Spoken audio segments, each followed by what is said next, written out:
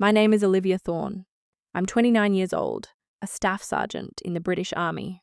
The day I was awarded the Military Cross, my stepmother Margaret broke my arm with a metal folding chair in front of hundreds of soldiers.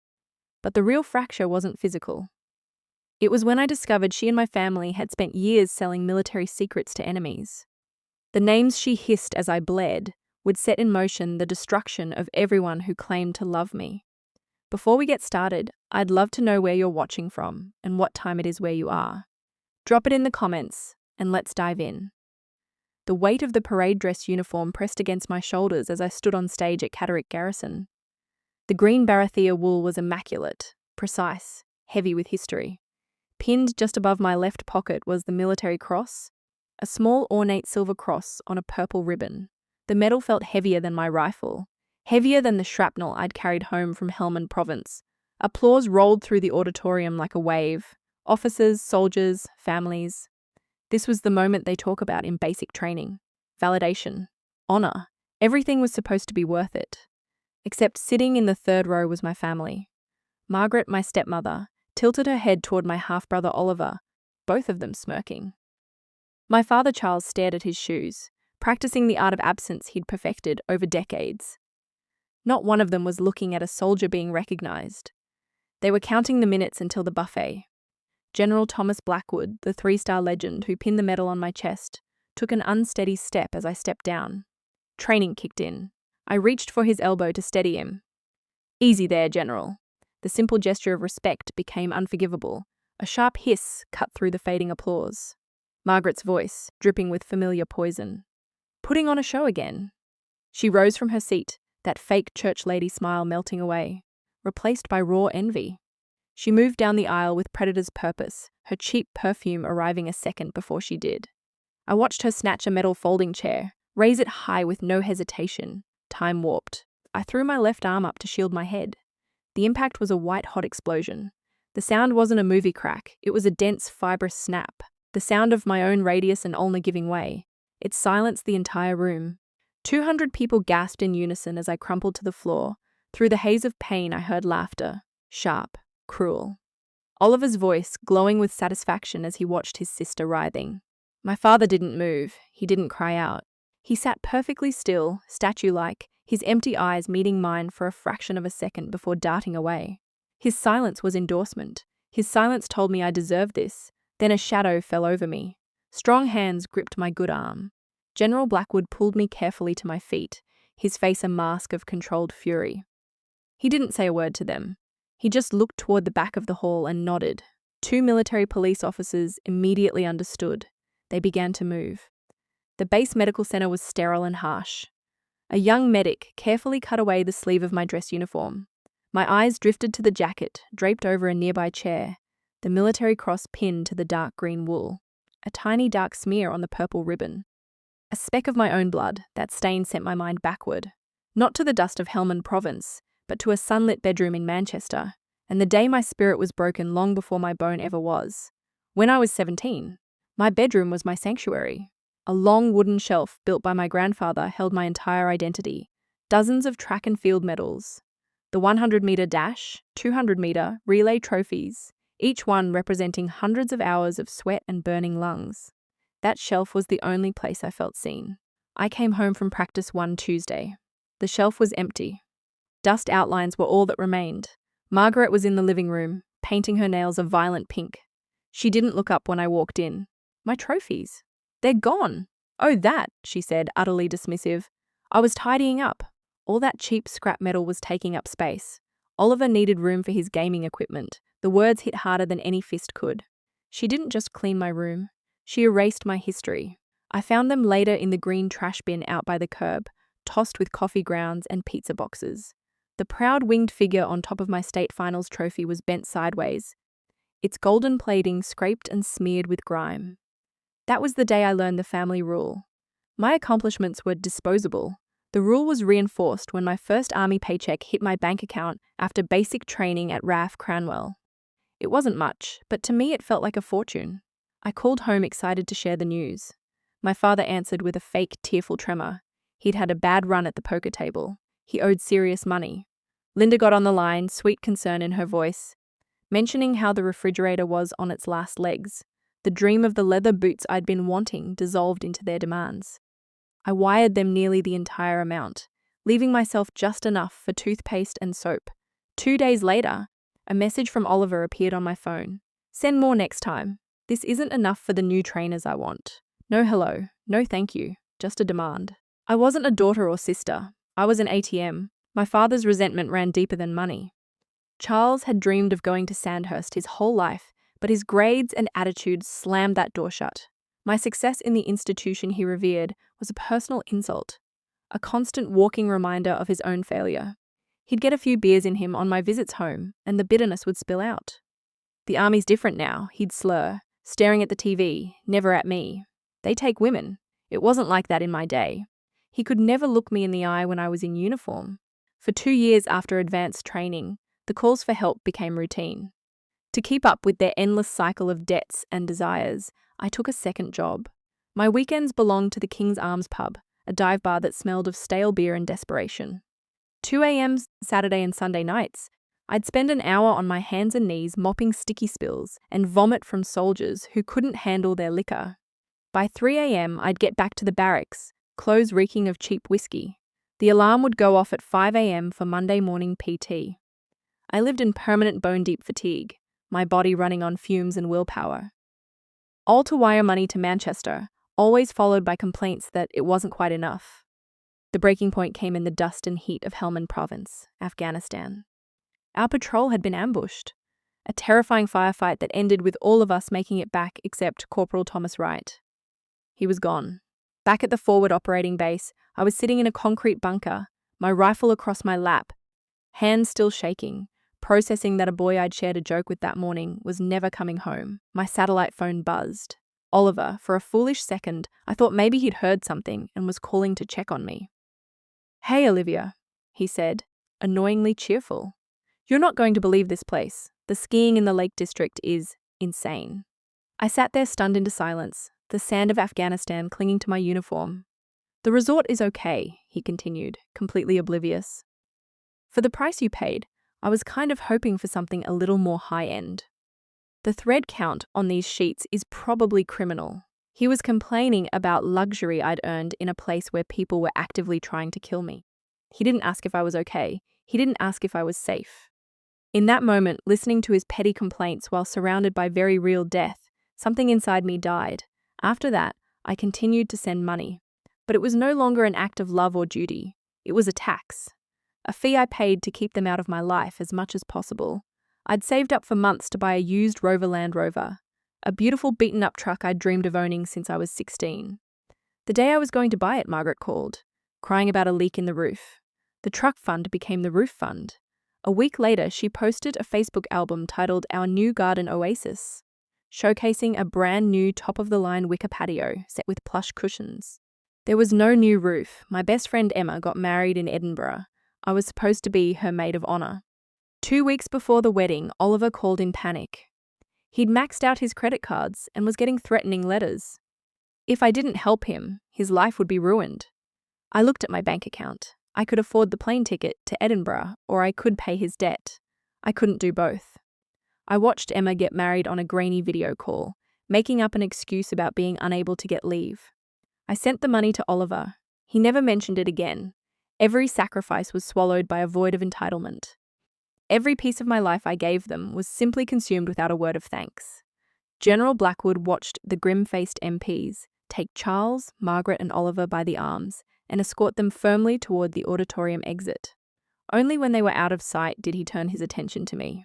Without a word, he shrugged off his own heavy formal class a jacket and gently draped it over my shoulders. It enveloped me, smelling of clean starch and authority. The warmest, safest thing I had felt in my entire life. "Let's go, Sergeant," he said, his voice a low, steady rumble. "You need a hot cup of coffee." He led me down a quiet, carpeted hallway to his office. His nameplate read LTG Thomas Blackwood. I felt intimidated. I'd spent my entire career trying to be invisible to men with stars on their shoulders. His office was exactly as I'd imagined. A large, dark mahogany desk stood before a wall of flags. The walls were covered with military honors, commendations, photographs of stern-faced men shaking hands with dignitaries. It radiated power and history. I felt small and out of place, a dirty piece of rubbish dragged into a museum. The general didn't sit behind his desk. He walked to a small side table where a coffee machine sat. He took 2 clean ceramic mugs from a cabinet. "Cream? Sugar?" he asked, his back to me. "Black is fine, sir," I mumbled. He didn't press me about what happened. He didn't ask if I was okay. He simply prepared the coffee, the quiet whir and gurgle of the machine the only sounds in the room. He brought one of the mugs over, holding it with 2 hands, and offered it to me. I took it with my good hand. The warmth seeped into my cold fingers. He motioned for me to sit in one of the leather armchairs while he took the other. He leaned forward, elbows on his knees, holding his own mug. For a long moment, he just looked at me, his gaze steady and thoughtful. Instead of questions, he asked something that changed everything. "In Helmand Province," he said quietly. "What unit were you with?" The question was a key unlocking a door inside me I didn't even know was there. It bypassed the broken arm, the humiliation, the family drama. It went straight to the core of who I was. He wasn't asking the victim. He was asking the soldier. The words came pouring out. Clear, concise language. I told him about the 3rd Battalion, Parachute Regiment, attached to a forward operating base near the Helmand Valley. The long, grueling patrols under the relentless Afghan sun. The constant tension. The weight of the body armor, my squad mates, the dark humor we used to stay sane, the firefight that earned my medal, the taste of dust and cordite in my mouth, the courage of the medic who saved my life. General Blackwood listened. He didn't interrupt. He didn't offer platitudes. His eyes never left my face. When I finally ran out of words, the silence was comfortable, filled with profound understanding. He took a slow sip of his coffee, then placed the mug down. "Sergeant Thorne," he began, "the formality of my rank like a balm to my soul. I want you to know that this country owes you a debt that can never be repaid. We all do." He paused. "As for what just happened in that hall," he continued, his voice dropping to a low, furious growl, "that is not family. That is a disgrace to the uniform you are wearing. A disgrace to every soldier in that room. And I will not let it stand." The words hit me with the force of a physical blow. But it was a blow that healed, not harmed. In 2 sentences, he had lifted the suffocating weight of shame Margaret had placed on me. He restored my honor. Tears welled up. But for the first time in as long as I could remember, they weren't tears of pain or rage. They were tears of gratitude. When I had composed myself, he stood. "Come on, Sergeant. Let's get you properly looked at." As we stepped out of his office, I saw them. Standing awkwardly in the hallway was a small group of soldiers from my unit. Sergeant Williams, Corporal Hughes, and Specialist Bennett. They weren't looking at me, pretending to be interested in a bulletin board. But I knew they were waiting. Williams stepped forward. "Rough day, Sarge," he said gruffly, pressing a chocolate bar into my good hand. Hughes, a tough kid from East London who rarely spoke, just reached out and gave my good shoulder a light, firm pat. Bennett just nodded, his eyes saying everything words couldn't. It wasn't blood that connected us. It was something stronger. Shared hardship, loyalty, unwavering respect. They were my family. In that moment, standing in a quiet hallway with a broken arm and a general's jacket on my shoulders, I finally realized the truth. I had never been truly alone. I had just been looking for family in all the wrong places. The warmth of the general's office vanished when I entered the next room. It wasn't an office. It was a SIF, a sensitive compartmented information facility, a windowless, soundproofed box. A knot of dread tightened in my stomach. This was about more than a broken arm. 2 men in civilian clothes were waiting. They introduced themselves as agents from Army counterintelligence. They sat me down at a plain metal table. The interview started strangely, not with the assault, but with phone calls. "Over the past 18 months, have you spoken to anyone claiming to be a journalist or researcher studying military family life?" the older agent asked. The question was so specific it took me a moment. Then a memory surfaced. "Yeah, a couple of times," I said slowly. "Margaret would usually call all excited, saying some writer wanted to interview a real soldier." The agents exchanged a look I almost missed. "What did you talk about?" the younger one asked. "Nothing important, generic stuff. What a typical morning was like on base. PT, breakfast at the mess. Benin, questions." "Benin," the older agent repeated, writing it down. "Did they ever ask about patrol schedules, operational routines?" "Sort of," I admitted, unease stirring in my gut. One of them asked if we tended to patrol the same areas to build relationships with the local community. I just gave the textbook answer about winning hearts and minds. I didn't give her grids or anything classified. But a cold feeling was creeping up my spine. The next phase felt like an attack. The younger agent turned a laptop to face me. On the screen was a series of Charles's bank statements. "Are you familiar with your father's financial situation, Sergeant?" "Only that he's always losing money gambling," I said. The agent traced a line on the screen. "On May 12th of last year, a deposit of £15,000 was made into this account. Can you account for that?" I stared at the number. A few weeks after that date, Margaret had bought a new SUV. They told me Charles had a lucky streak with scratch-off tickets. "No," I whispered, my mouth suddenly dry. The agent scrolled down. "Another deposit, £22,500, October 7th. My blood ran cold. October 7th was the day Sergeant Andrew Hamilton and Corporal Thomas Wright were killed by an IED on a routine patrol. An IED planted on a route we had used a dozen times before without incident." The agent kept scrolling. Each large, unexplained deposit lined up with sickening precision to a dark day on my unit's calendar. An attack, a casualty, a tragedy. The new patio furniture, the shopping spree, the ski trip. It was all there, a timeline of greed paid for in blood. Then came the final piece. They showed me chat logs from a gaming forum. Oliver frequented pages of his online conversations under the username GoldenBoy43. He was bragging to his online friends about his big sister, the army sergeant. He posted pictures I'd sent home of me and my squad mates in front of our MRAP. Photos taken inside the wire. He talked about my leave schedule, when I'd be flying home for leave. He even dropped the names of guys in my platoon, complaining about how one of them, Sergeant James Morrison, was a hard ass. The information was piecemeal, trivial details, but the agents explained how to an enemy analyst. These scraps were gold. A photo from inside the base could reveal layout vulnerabilities. A leave schedule could pinpoint troop rotation times. A name could be cross-referenced. A soldier targeted. I sat there in the sterile room, the evidence laid out before me. The innocent questions from the researchers, the sudden windfalls of cash following tragedy. The moronic bragging of my half-brother. It wasn't a series of separate events. It was a network, a conspiracy. My family. For years I thought their cruelty was simple and ugly, a cocktail of jealousy and resentment. But this was something else. A calculated, monstrous betrayal. They hadn't just used me for my money. They had weaponized my service, my patriotism, my life. They had sold my safety, the safety of my brothers and sisters in arms. They had sold out my country. The agents finished their questions and left me alone in the silent humming room. A few minutes later, the heavy door opened and General Blackwood stepped inside, his face grim. He sat opposite me at the metal table, then pushed a slim manila file across to me. "Sergeant," he said, his voice low and heavy. "We need your help. There are details in your calls home that we need to clarify. This is much worse than you think." The older agent slid a final piece of paper across the table. It was a photograph. My breath caught in my throat. It was a candid shot taken on a sunny afternoon in Kandahar. A smiling young man with kind eyes and a grease stain on his cheek was patiently showing me how to clear a jam in my SA-80 rifle. Sergeant James Morrison. He'd been standing less than 10 feet from me when the IED detonated. 2 days before the attack on Sergeant Morrison's platoon, the agent said, his voice devoid of emotion, "A final payment of £37,500 was wired to your father's account." He slid a bank statement next to the photo. The date glowed on the paper like a radioactive isotope. 48 hours.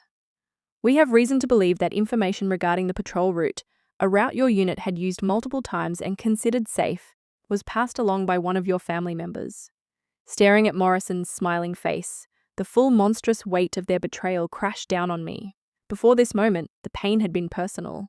My broken arm, my stolen money, my trash trophies, my lonely holidays. But this wasn't about me anymore. This was about James. This was about his wife, who was now a widow. About his 2 little girls who would grow up without a father. This was about honor.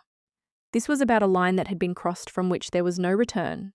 The grief inside me burned away in an instant, leaving behind something clean, pure, and terrifying. A soldier's rage. This was no longer a family squabble. This was treason. My phone buzzed in the pocket of the general's jacket I was still wearing.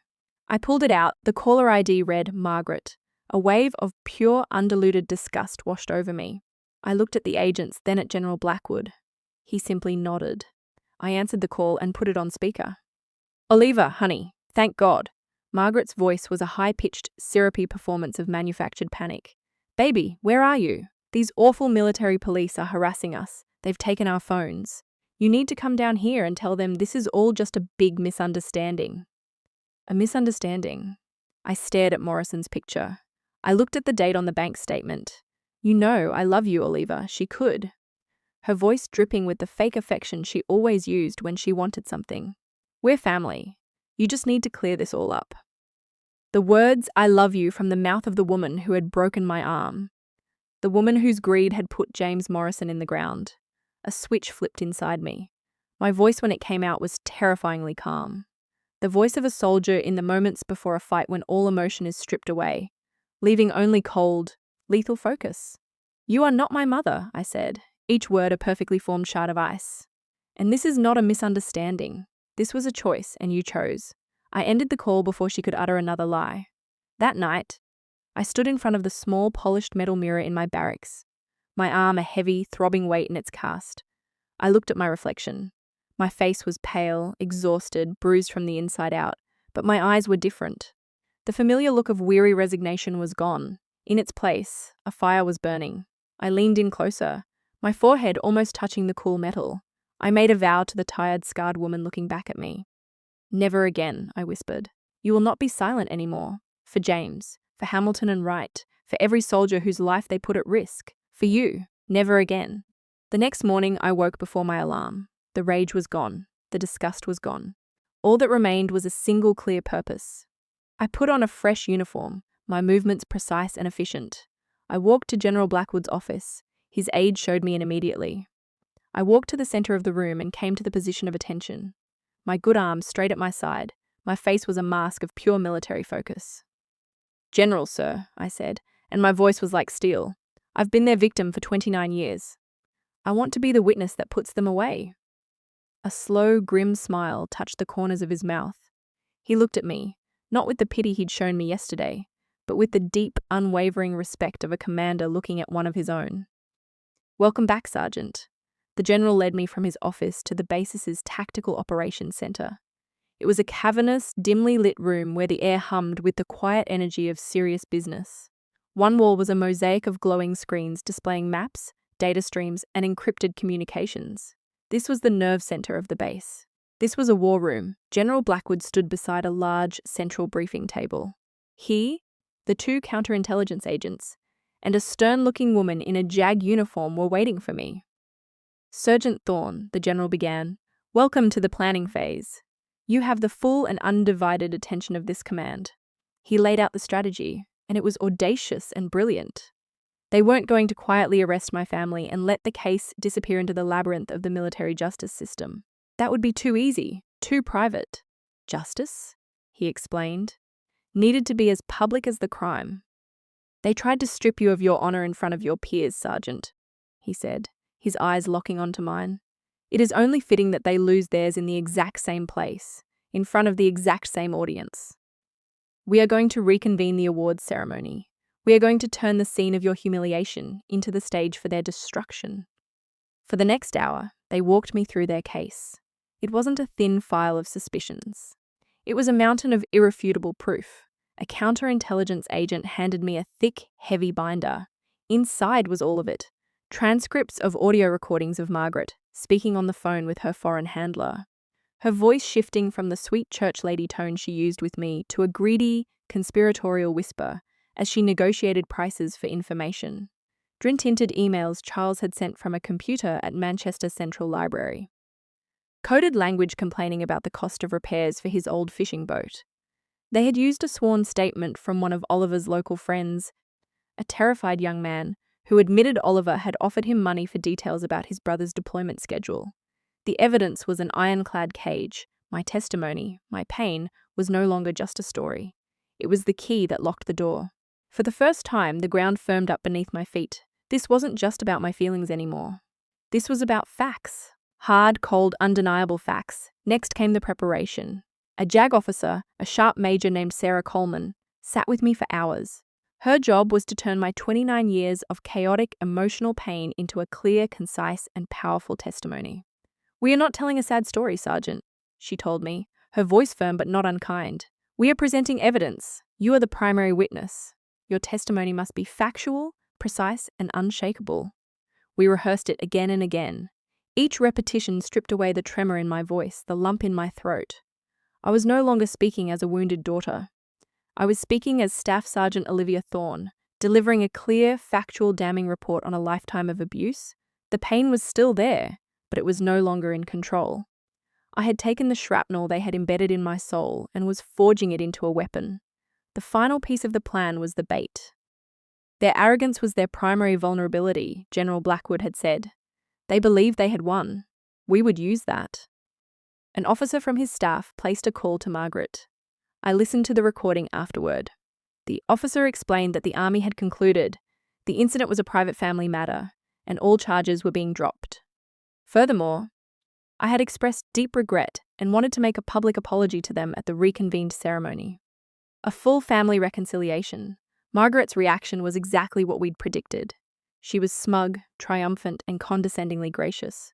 "Of course, we accept her apology. We'll be there."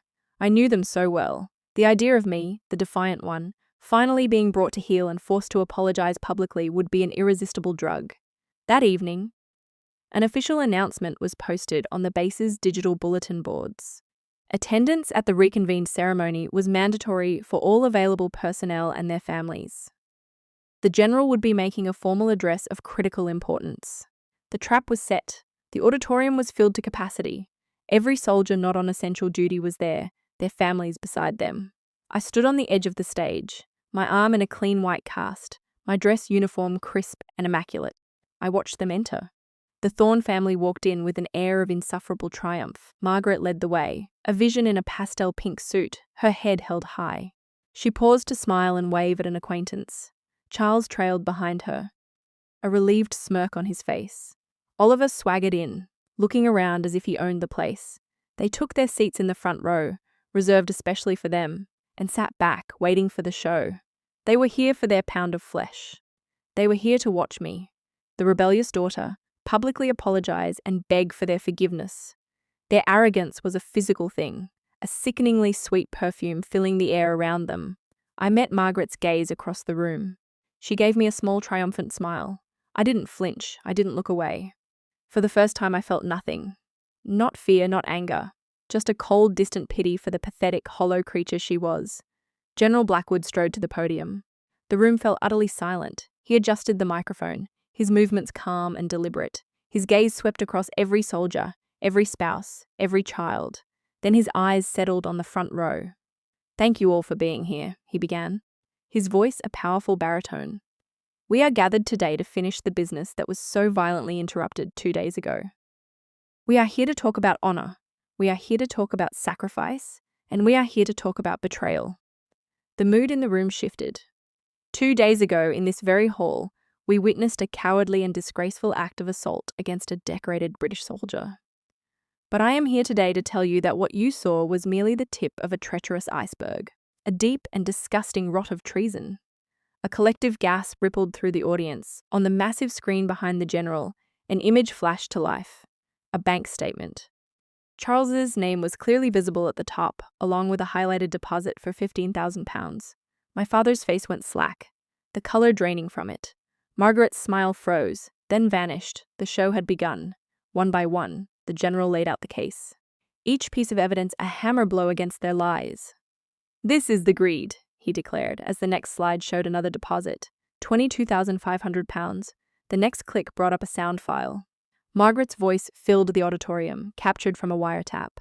"Of course, I can ask her about the patrol schedules. She tells her loving mother everything." The real Margaret shot to her feet, her face a mask of disbelief. "That's not me. That's fake." "This is the deception," the general said, his voice overriding her protests. Click. The screen filled with Oliver's idiotic chat logs, his golden boy persona bragging to the world about his sister in the 3rd Battalion, Parachute Regiment, deployed in Kandahar. Total badass. "This is the foolishness that costs lives," the general stated, his voice dripping with contempt. Oliver shrank in his seat, his face crumpling like a child's. Then the final devastating blow. The screen changed to show 3 formal portraits.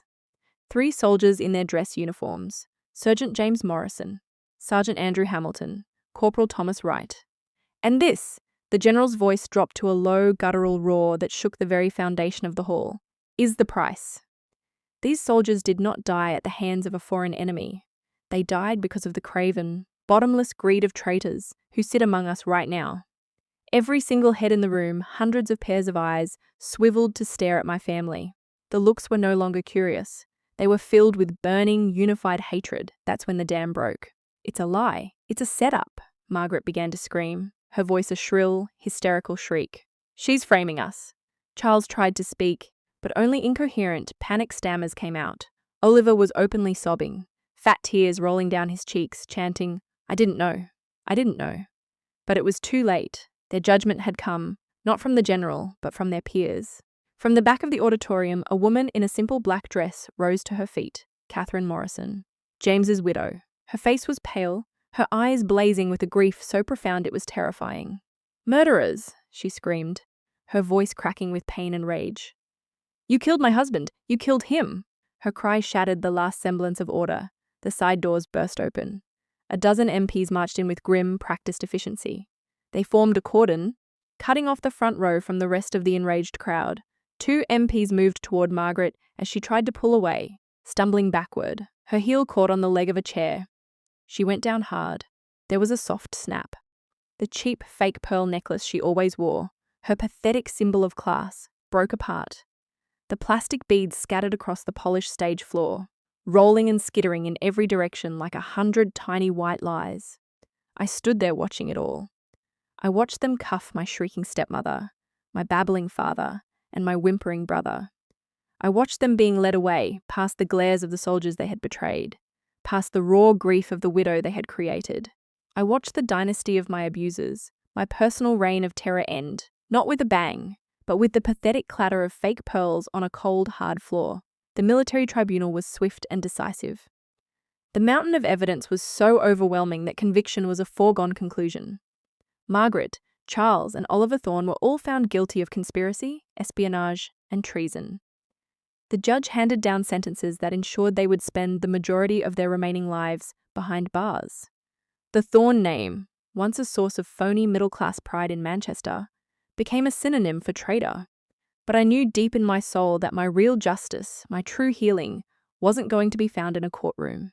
It had to be built piece by piece in the ruins of the life they had almost destroyed. 6 months after the trial, I stood on a different kind of stage. It was a small auditorium at RAF Cranwell, the very place my own journey had begun. But this time, I wasn't a scared, lonely recruit. I was a staff sergeant, and my audience was a room full of young female soldiers. Their faces a mixture of bravado, excitement, and the same deep-seated fear I remembered so well. General Blackwood's mentorship program had become my new mission. I didn't stand before them as a hero or a celebrity. I spoke to them as a survivor. I told them my story, the quiet, painful truths of my upbringing. I talked about the lonely struggle for self-worth, about the danger of letting others define you, and about the critical importance of setting boundaries even with the people who are supposed to love you most. There's a writer I admire, I told them, my voice steady and clear. She says, only when we are brave enough to explore the darkness will we discover the infinite power of our light. I looked out at their young, hopeful faces. The army will teach you to be physically tough, but your true strength, your resilience, will come from being brave enough to face your own darkness. And you never have to do it alone. After the talk, a young private no older than 19 came up to me. Her eyes were red from crying. Sergeant, she whispered, her voice thick with emotion. Thank you. No one's ever told me it was okay to sew to my family. She hugged me, a fierce, desperate embrace. I hugged her back, feeling the profound healing power of turning my deepest wounds into someone else's shield. A year after the ceremony in the auditorium, I stood in the pre-dawn chill of a crisp autumn morning at the National Memorial Arboretum in Staffordshire. The sun was just beginning to rise, casting long shadows across the endless rolling hills of perfectly aligned headstones. In the stillness of that sacred place, I found them, 3 graves side by side: Sergeant James Morrison, Sergeant Andrew Hamilton, Corporal Thomas Wright. I had brought 3 perfect long-stemmed red roses. I knelt down, my knees pressing into the damp cold grass, and placed 1 rose at the base of each headstone. I traced James's name with my fingers, the carved letters cold against my skin. I didn't cry. The time for tears was over. I stood up, brushed off my knees, and came to the position of attention. My hand snapped up in a sharp, perfect salute. I held it there, a silent promise to the men who lay beneath the grass. "Mission complete," I whispered to the quiet morning air. "Rest easy, brothers. Your honor has been satisfied." A gentle breeze rustled through the old oak trees, sending a shower of golden leaves drifting down around me. The weight I had been carrying on my shoulders for 29 years, the burden of their hate, their greed, their expectations, was finally truly gone. A profound sense of peace settled over me. A quiet so deep and complete, it felt like a blessing. I'm telling you this story today for a reason. Family is not about blood. Family is about honor. It's about loyalty. Family is about the people who stand with you in the foxhole, not the ones who push you into the line of fire. If you are fighting a battle of your own right now, in a foxhole that feels lonely and dark, I want you to remember this. You are not alone. Look for your comrades. Find chosen family. The ones who will fight alongside you. Who will have your back no matter what. Now that setting a boundary to protect yourself isn't selfish. It's a tactical act of survival. And most importantly, please remember this. The scars you carry, the ones on the inside that no one else can see, are not signs of weakness. They are not something to be ashamed of. They are a map. They are proof of every battle you have endured. They are a testament to the fact that you fought and you won. Thank you for being here and for listening to my story. My war at home is finally over, but I know that for many of you, the battle is ongoing. This channel, Hidden Family Infidelity and Revenge, was created to be a place for survivors, a digital foxhole where we can share our stories and draw strength from one another. If my journey has resonated with you, please hit the like button to show your support. Subscribe to join our community so that no soldier ever has to fight alone again. And in the comments below, please share one word of strength for someone else who might need to hear it today. Thank you for being part of my chosen family.